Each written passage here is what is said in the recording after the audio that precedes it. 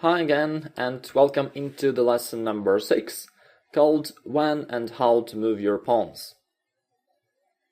In the previous lessons, we analyzed some typical pawn structures in the middle game, such as doubled pawns or isolated pawns.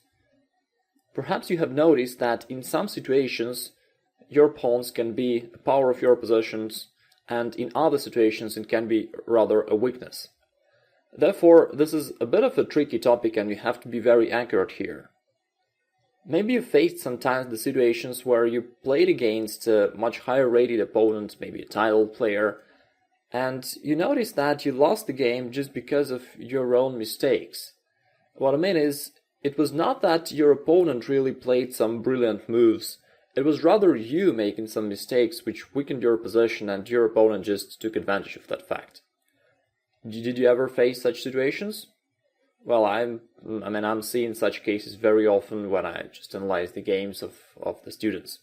That's why I'd like to warn you against such cases and to show you exactly how to make sure that your position is always sound and that whenever you play active moves, you make sure that you don't lose something and that you don't weaken something. Now let's go to the specific examples and let's go and see how you can master the pawn play and how you can do it perfectly in the right manner and in the right time. Let's start from the very basic example, and then we'll see how these general strategies work in more complex situations.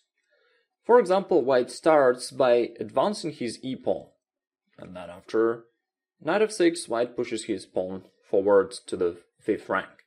Now let's just talk about this position. Let's analyze what happened after white advanced his pawn to the 5th rank. Some good things happened for white. For example, in the following moves, most likely both players will strive to develop his pieces in the central squares. So if you look at the black's position, now it's somewhat limited by the white's e5 pawn. Most likely black will be able to develop his pieces only within the last 3 ranks of his position. While at the same time, if you look at the white's position, he will be able to take advantage of the larger territory and at least he'll be able to control the 4 ranks. Maybe even white will be able to control the 5th rank. So white controls more space, which will enable his larger activity of his pieces. And that's something definitely good for white. On the other hand, there are some drawbacks of this advancement. For example, the e5 pawn became very close to black's pieces, and therefore black can attack this pawn very easily. For example, black can play knight c6 at some point and attack this pawn right away. If you compare the e5 pawn with the rest of the white's pawns, you can see that this advanced pawn is in a much bigger danger when compared to all the other pawns. This is one of the disadvantages of advancing your pawns. There is one more drawback of such an advancement. If we have a look once again at the earlier position, you'll notice that the e4 pawn was controlling some central squares, f5 and d5 squares. Now, once the pawn advances, it loses the control over those squares. And now black can easily occupy those squares around this pawn, like d5, f5, and even e4, so those squares which the e5 pawn can no longer control. And another bad thing for white is that the pawns cannot go back, so the situation will be like that for the rest of the game. And that's why you should be extremely cautious while moving your pawns, because you cannot correct the situation anymore.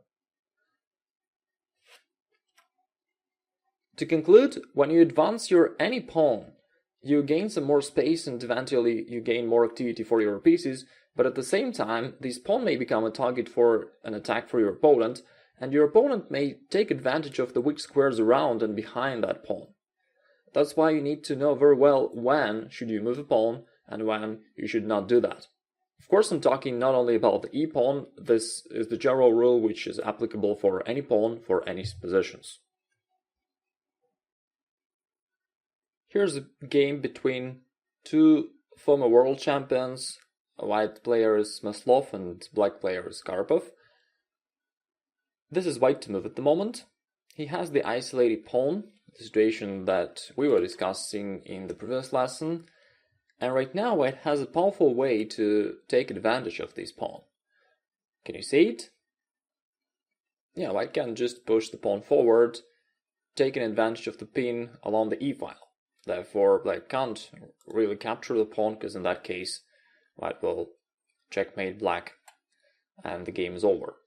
Therefore, after d5, black has to retreat with his knight, which is currently attacked. Black played knight d8, and white just pushed the pawn forward. Now, so we have the situation here where white started to advance his pawn forward. And there are some really good things for white which this advancement provided. The one thing is that by now white has a very clear plan for the following moves. White can just keep pushing this pawn forward. For instance, in the next move, it's very likely that white will just play d7. And white will have to think how to remove the blockading pieces in front of that pawn and simply how to move it forward and to promote it. That's a great thing for you, because in that case you don't have to think very hard about your plan, and you just try to make use of your passed pawn. Well, let's see what happened in the game. Black played rook c5, and pushed the pawn forward really. Black played rook e7. Now there is another very important aspect that you may notice. When you have the passed pawn, your opponent has to blockade it, and he has to use his piece to blockade your pawn. And therefore, an opponent's piece is somewhat very much restricted and is just out of game. So black cannot use his knight anymore. The only thing that the knight can do is just to stand there on d8 and do nothing. That's another big advantage of advancing your passed pawns. White played queen f4. He's going to go with queen b8 on the next move to attack that blockader knight. Black played bishop g7, and white really realized his threat. He played queen b8. By the way, another important thing to notice here is that thanks to the d7 pawn, white gained more space. For example, white's rook can now go to the d6, white queen can go all the way up to the 8th rank. So this pawn provides the great space advantage for white, while the black's rook and the knight are doomed to stand there in the last ranks and do nothing. I just played queen b8, and here already the game is almost over. Black cannot stop this pawn. For instance, here white can just remove the queen with a tempo and promote another queen, and now white is a piece up and black resigns soon. In this game, the advancement of the white's pawn was a very powerful thing, and that was the main reason for the white's easy victory. Now let's come back to the starting position of that example where white started that advancement forward. And let's think why it was so much successful for white. And it happened because this pawn and its advancement forward was supported by almost all of the white's pieces. If you look at the white's pieces, then all of them are focused on the central lines, and they all are supporting this pawn advancement. And the knight is also looking towards the central squares. And that's why it was so easy for white to push it forward, and there was nothing that black can do about the pawn. So here it was a very good example of the situations when you should be advancing your pawns, when you have very good control with your pieces over the squares where you are going to advance the pawn. In such a way, you can get tremendous advantage in many different factors, like you can gain more space, your opponent will have to use one of his pieces to blockade a pawn, and you have a simple plan of just advancing your pawns forward. Here's another game between white player Neve and black Cornin Peter. I don't know these players, maybe they are non-title players, but anyway, the position is quite instructive. It is white to move, and what do you think about this position in general? Like, who is better at the moment? And in particular, what do you think about the black's pawn on d4? Like, is it an advantage of black's position, or maybe there is something wrong with it? So what do you think? Well, on one hand, we may say that this is the only pawn which is currently presented in the center, therefore it provides better control over central squares for black, which is something good for black. Also, it helps black to control larger space, which is also something nice, but there is one fatal flaw. Currently, white is ahead in development. He has already developed all of his pieces, while black still has his light-squared bishop undeveloped. And it is white to move at the moment, and therefore he can start to play some moves to attack that pawn. For instance, he can play rook d1, or in the game he played e3, making use of the pin along the d-file. And once the pawn was attacked, black had to do something about that. He pushed it forward, but now the situation gets even worse for black, because the pawn is getting further from the black's pieces and closer to white's pieces. Therefore, it will be very easy for white to attack this pawn, which is exactly what happened in the next moves. White just played rook d1, taking the pawn. Black replied symmetrically with rook d8, and white continued in a very straightforward manner, knight e1, taking the pawn, and already there is no way for black to protect it. Like if black tries to play bishop f5 supporting the pawn, white can just play e4 to push the bishop away, and then he'll be able to capture that pawn very easily. In the actual game, instead of bishop f5, black played bishop g4, but it didn't help because, well, certainly white could just protect his rook, but instead he has a more powerful way. Do you see the white's maneuver? White can use a counter blow, a very powerful motif which happens very often during the chess games. White played queen c3, threatening checkmate on the g7 square, and at the same time preparing to capture the black's advanced pawn on d3, which has actually happened here. White played rook d3, so he won this pawn, got the material advantage, and won the game later on. Now in this position, if we come back to the starting position of this example, you may notice that the d4 pawn turned out to be a big weakness of the black's position, and black even lost the game just because of that too much advanced pawn. This happened due to the fact that white was ahead in development, and therefore white could start attacking this pawn with his pieces, while black could not provide enough support for that pawn from the side of black's pieces. Here's the game between Winter and Alekhin. It is white to play, and I would like to offer you to think here and to tell me how would you play here as white. You may like to pause the video, think about that for a minute, and then you'll resume the video. In the actual game, white played f4. Probably he's going to start attacking black's pawns by pushing the pawn forward to f5. What do you think about this advancement of the white pawn? Is it good for white or bad or unclear? Well, we'll find out. Let's see what happened next. Black played queen g4 to prevent white from playing f5. White played h3, kicking black's queen away. Then he played rook f1, trying to support that advancement, but black found an interesting way to stop it. He played h5, threatening to advance this pawn forward and to deflect white's knight from supporting the f-pawn advancement. And by the way, this g3 knight has no good squares to retreat. It can only retreat currently to h1, to the corner of the board. And therefore white played knight g1 to vacate another square for the knight. Black played knight f5. White replied with knight f3. Now he's intending to jump with his knight to e5, to the very strong central square. However, it's not going to happen because black can cover this square by his f-pawn. He just played f6. And now you can see the big difference in the pawn structure of white and black. When white was going to jump to the e5 square, black could very easily protect it and cover the square by his pawn. And now white's active play in the center is over. He cannot use the central squares anymore. At the same time, if we look at the symmetric weak square of white at the e4 square, this square cannot be covered by white pawns anymore because the f4 pawn is already too much far advanced. So white cannot have the f3 pawn, which would eventually cover this square. And since pawns cannot go back, there is no way for white to fix this situation. Okay, let's see what happened next. White played knight h2, black played rook e8, starting to take advantage of the weaknesses along the e-file. By the way, you can see that right now the e3 bishop is weak, and this happens because there is no f2 pawn which would possibly support that bishop.